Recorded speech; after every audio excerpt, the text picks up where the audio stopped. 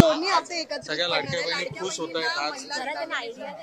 आणि मार्च महिन्याचा जो एकत्रित हप्ता आहे 3000 इतक्या सन्मान निधीचा हा आज आपण महिलांच्या थेट खात्यामध्ये वितरित करत आहोत. साधारणपणे 2,52,00,000 इतक्या महिलांना आपण हा लाभ आज आम्ही DBTच्या माध्यमातून आम्ही वितरित करत आहोत. आणि साधारणपणे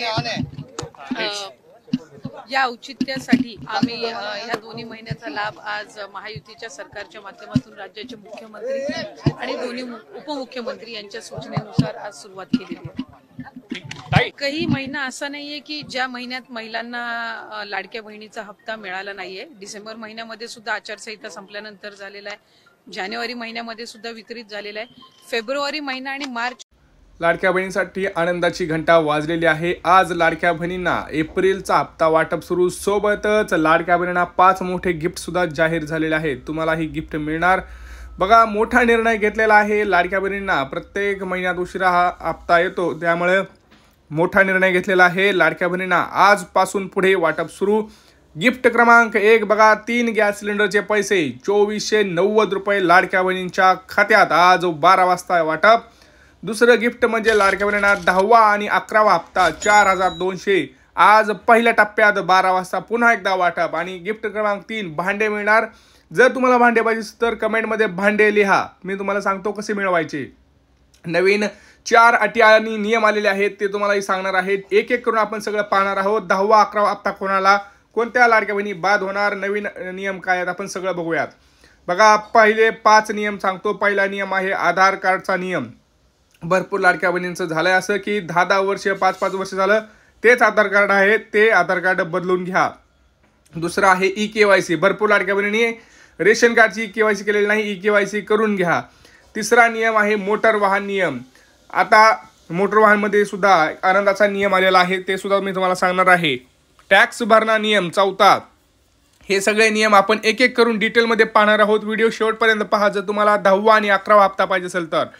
5वा आणि सर्वात महत्त्वपूर्ण नियम सुद्धा मी तुम्हाला डिटेलमध्ये सांगणार आहे, कारण तो नियम 10वा आणि 11वा हप्ता सोबत असणार आहे. चला सुरुवात करूया. आपण एक एक पॉईंट सगळे डिटेलमध्ये पाहूयात.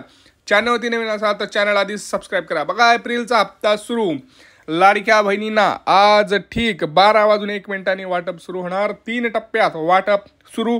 1, 2, 3, 4 असे 4 दिवस वाटप सुरू होणार. लाडक्या बहिणी अतिशय खुश. मंत्रिमंडळामध्ये आताच मोठा निर्णय घेण्यात आला आणि लाडक्या बहिणींना उशीर झाला, त्यामुळे त्यांची माफी सुद्धा मागितली गेली. कारण लाडक्या बहिणींनो, माफ करा, उशीर झाला. भरपूर लाडक्या बहिणींना आजपासून पैसे येणार नाहीत, कारण नवीन नियम बदलले गेलेले आहेत. आपण डिटेलमध्ये याची माहिती घेऊयात. बघा, जसं आपल्याला तुम्ही कमेंट्स करून मार्चचा हप्ता कळवला, तसंच आता एप्रिलचा हप्ता सुद्धा कळवा. भरपूर जणांनी कमेंट करा. बघा, पैसे आले का कमेंट करा. एप्रिल हप्ता आला का, एप्रिल हप्ता नाही आला असं लिहा. भांडे कोणाला पाहिजे त्यांनी भांडे पाहिजे असं लिहा. मी तुम्हाला डिटेलमध्ये माहिती इथं देणार आहे. आजपासून लाडक्या बहिणींना एप्रिलचे पैसे वितरणाला सुरुवात. बँकेमध्ये आज गर्दी आपल्याला पाहायला मिळणार आहे. बघा, कोणत्या लाडक्या बहिणींना पैसे येणार, कोणत्या बँकेत पैसे वाटप होणार, त्याच्यामध्ये आपण सगळी बँकेची यादी सुद्धा पाहणार आहोत. पोस्टात पैसे येणार का नाही आणि कोणत्या जिल्ह्यांपासून सुरुवात होणार तुम्हाला मी सांगतोय. बघा, पुणे, रायगड, मुंबई, ठाणे, नाशिक, धुळे, जालना, अमरावती, सोलापूर, कोल्हापूर, नाशिक, पुढे छत्रपती संभाजीनगर, धाराशिव अशा महत्त्वाच्या जिल्ह्यांपासून हे जे वाटप आहे हे वाटप सुरू आहे. त्यामुळं लक्षात घ्या, तुमचा जिल्हा कोणता आहे तुम्ही कमेंट सेक्शनमध्ये कमेंट करा. तुमची बँक कोणती आहे तुम्ही कमेंट सेक्शनमध्ये कमेंट करा. पटकन कमेंट करा. बघा, जोपर्यंत तुम्ही बोलणार नाही तोपर्यंत तुमचं म्हणणं सरकारपर्यंत पोहोचणार नाही. त्यामुळे सगळ्यात आधी महत्त्वाचं कमेंट करा. आता बघा, कोणत्या लाडक्या बहिणींना आनंदाची बातमी आहे. आता मी तुम्हाला जे नियम सांगितले ते आता स्पष्ट करतोय. पहिला जो नियम होता आधार कार्डचा, भरपूर लाडक्या बहिणींनी काय केलं आहे, 10-10 वर्ष झालं तेच आधार कार्ड आहे, जुना मोबाईल नंबर आहे आणि त्याच्यावरची जी माहिती आहे म्हणजे स्पेलिंग आहे ती चुकीची आहे. त्यामुळं आधार कार्ड आजच अपडेट करून घ्या आणि ते अपडेटेड आधार कार्ड बँकेत जमा करा, तरच तुम्हाला पैसे दिलेले महागारी घेतले जाणार नाहीत आणि पुढचे सुद्धा हप्ते येतील. दुसरा नियम, रेशन कार्डची KYC केलेली नाही, कारण रेशन कार्डची KYC बघा, आता आनंदाचा शिधासुद्धा वाटप सुरू झालेला आहे गुढीपाडव्याचा. जर घेतला नसेल तर जाऊन रेशन दुकानामध्ये घेऊ शकता. व साडीसुद्धा जर तुम्ही अजून घेतली नसेल ती सुद्धा जाऊन तुम्ही रेशन दुकानात घेऊ शकता.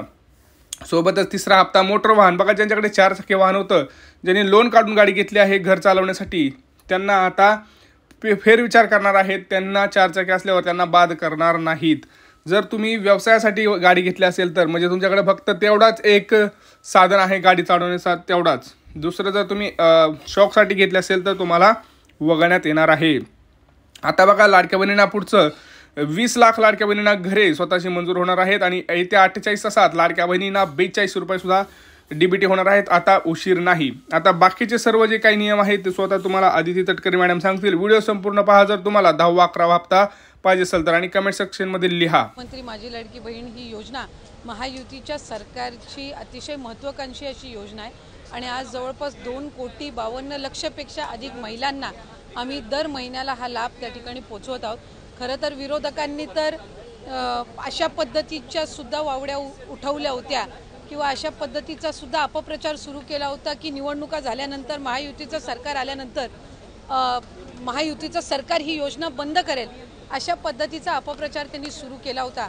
खरं तर त्या अपप्रचाराला कुठेही बळी पडू नये असं आम्ही सर्व लाडक्या बहिणींना आवाहन करत होतो आणि आज खऱ्या अर्थानं महायुतीच्या सरकारच्या वतीने आदरणीय अर्थ व नियोजन मंत्री उपमुख्यमंत्री अजितदादांनी आपला कारकिर्दीतला 11वा अर्थसंकल्प सादर करत असताना लाडक्या बहिणींच्यासाठी मुख्यमंत्री माझी लाडकी बहीण या योजनेसाठी जवळपास 36,000 कोटींची तरतूद ही त्यांनी यंदाच्या वर्षासाठी केलेली आहे आणि निश्चितपणाने ही करत असताना ही योजना कुठेही बंद होणार नाही.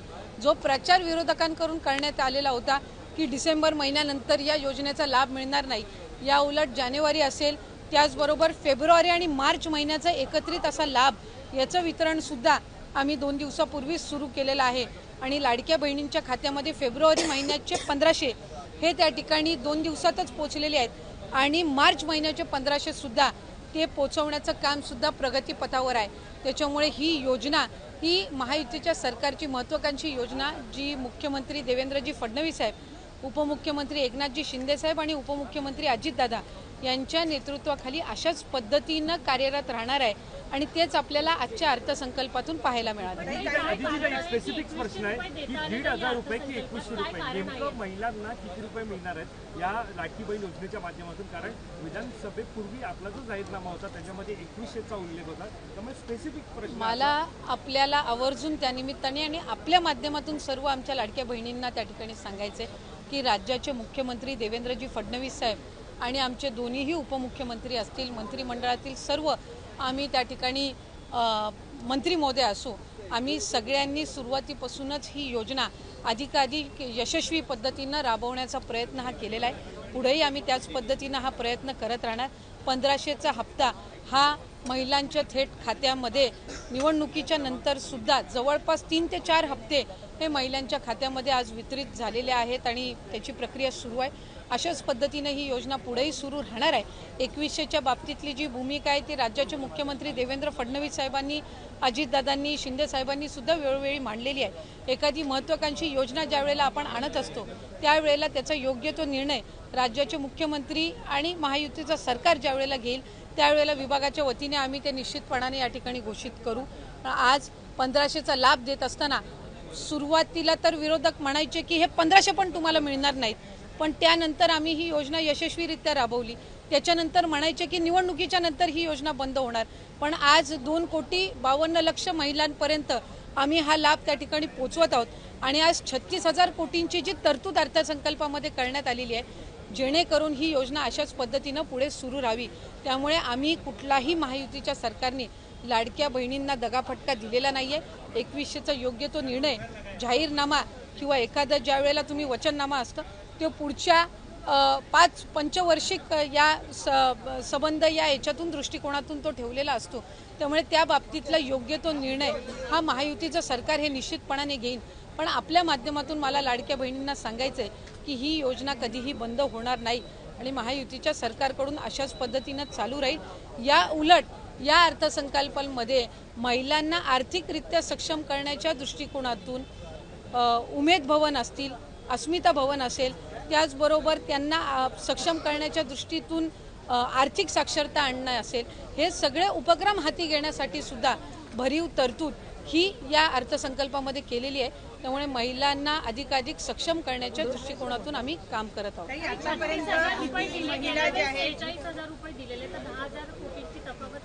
आपल्या माहितीसाठी मला सांगायचं आहे की मार्च महिन्यापर्यंतचा जो हप्ता आहे तो अर्थसंकल्पाच्या आधीच वितरित झालेला आहे आणि ही जी तरतूद आहे ही पुढच्या महिन्यांपर्यंत आहे। डिसेंबर महिन्यांमध्ये ज्या वेळेला ही जी केलेली तरतूद आहे या पलीकडे जर आपल्याला लाभासाठी तरतूद करावी लागली तर डिसेंबरच्या अधिवेशनामध्ये ती निश्चितपणाने करण्यात येईल। 36,000 कोटींची तरतूद जी आहे पहिले वर्षाचे 3 महिन्याची तरतूद ही आधीच उपलब्ध करून दिलेली आहे। आता राहिले तुमचे 9 महिने आणि मग त्याच्यानंतर डिसेंबरच्या अधिवेशनामध्ये जर पुढच्या 3 महिन्यासाठी लागली तर त्या पद्धतीने ती पुरवणी मागण्यांमध्ये केली जात असते। त्यामुळे या योजनेला यशस्वीरित्या राबवण्यासाठी जी काही तरतुदीची गरज आहे दर महिन्याच्या लाभाकरिता ती या अर्थसंकल्पामध्ये झालेली आहे। स्क्रुटिनी सुरू झाल्यापासून आतापर्यंत किती महिलांनी स्वतःहून सोडलेले आहेत किंवा किती महिलांना वगळण्यात आलेल्या आहेत, त्याचबरोबर इतर ज्या योजना आहेत म्हणजे निराधार योजना असेल किंवा इतर योजना, या महिलांना या योजनेचा लाभ कशा पद्धतीने दिला जाणार? जे टोटल रजिस्ट्रेशन विभागाकडे झालेलं होतं ते साधारणपणे 2,63,00,000 असं होतं, पण हे जुलै ऑगस्ट महिन्यापासूनचं होतं आणि जुलै ऑगस्ट महिन्यापासूनच स्क्रुटिनीची जी प्रक्रिया आहे ती त्या ठिकाणी सुरू आहे आणि पात्र महिला ज्या आहेत, लाडक्या बहिणी ज्या आहेत त्या साधारणपणे 2,52,00,000 2,53,00,000 इतके त्या ठिकाणी असतात।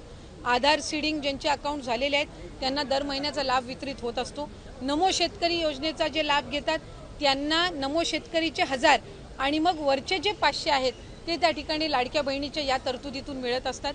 संजय गांधी निराधार योजनेच्या ज्या लाभार्थी आहेत त्यांना 1500चा लाभ हा संजय गांधी निराधार योजनेतूनच मिळत असतो। त्याच्यामुळे या योजनेतून मिळण्याचं त्याच्यामध्ये काही कारण नाही। या व्यतिरिक्त 4 चाकी वाहनं असणारी असतील किंवा जिल्हा स्तरावरून ज्या तक्रारी आम्हाला प्राप्त होतात त्या पद्धतीनं ती योग्य ती कारवाई आहे ही केली जात असते आणि परत ज्यांनी आम्हाला या योजनेचा लाभ नको आहे किंवा आम्ही या योजनेच्या लाभासाठी आता पात्र नाही आहोत असे जे अर्ज आहेत हे काही हजारांच्या संख्येमध्ये आहेत। त्याच्यामुळे गेल्याही महिन्यात साधारणपणे 2,40,00,000 पेक्षा अधिक महिलांच्या खात्यामध्ये हा लाभ वितरित झालेला होता आणि यंदाच्याही महिन्यामध्ये साधारणपणे तितकाच आकडा आधार सीडिंग जसे जसे होत जातात त्यानुसार त्या पात्र भगिनींच्या खात्यामध्ये जमा होत राहील। एक आरोप विरोधकांकडून असंही केला गेला, विधान परिषदेत सुद्धा चर्चा झाली की निकष आधीच ठरलेले होते, मग अंमलबजावणी करताना कुठे गडबड झाली का किंवा सरकारी तिजोरीतला पैसा नियमबाह्य वापरण्यात आला का त्याच्यासाठी, जर इतक्या महिला आता अपात्र होत असतील? नाही, एक तर मला आपल्या माध्यमातून स्पष्ट करायचं आहे की स्क्रुटिनी ही आम्ही सुरुवातीपासूनच करत आलेलो आहोत, याच्यामध्ये काही वेगळं नाही आहे। इतर विभागांचा डेटा ॲक्सेस करण्याचा अधिकार हा कुठल्याही एका विभागाला नसतो। उदाहरणार्थ महिला व बालविकास विभाग आहे आणि आम्हाला जर कृषी विभागातल्या नमो शेतकरीचा जर डेटाचा ॲक्सेस असेल तर तो आम्ही परस्पर घेऊ शकत नाही, आम्हाला तो त्या विभागाकडूनच प्राप्त होणं हे अपेक्षित असतं। परिवहन विभागाकडून जर एखादा तुम्हाला डेटा हवा असेल तर तो तुम्हाला परिवहन विभागाकडूनच मिळेल, त्याला स्वतंत्र तो डेटा ॲक्सेस करण्याचा अधिकार हा कुठल्याही विभागाला किंवा महिला व बालविकास विभागालाही त्या ठिकाणी नसतो। त्यामुळे सुरुवातीपासून याची स्क्रुटिनी होत गेलेली आहे। मूळ 2,63,00,000 पेक्षा अधिक रजिस्ट्रेशन झालेलं होतं आणि सुरुवातीपासूनच जर आपण बघितलं तर लाभार्थ्यांची संख्या ही 2,40,00,000 किंवा 2,50,00,000 2,52,00,000 इतकी राहिलेली आहे। याचा अर्थ असा की स्क्रुटिनीची प्रोसिजर सुरुवातीपासून चाललेली आहे। प्रत्येक विभागाकडनं जी आपण माहिती मागवतो त्याच्यामध्ये ऑक्टोबर, नोव्हेंबर, डिसेंबर महिना आचारसंहितेचा कालावधी होता। हा वगळता जशी जशी आमच्याकडे त्या विभागांकडनं माहिती येते त्या पद्धतीनं आम्ही ते पुढचं डीबीटी करायच्या आधी योग्य ती कारवाई असते ती करत असतो। त्यामुळे कुठल्याही पात्र जी निकषांमध्ये पात्र आहे एकही निकष न बदलता जी महिला पात्र आहे त्यांच्यावर अन्याय हा कधी या विभागाच्या किंवा महायुतीच्या सरकारकडून झालेला नाही। धन्यवाद।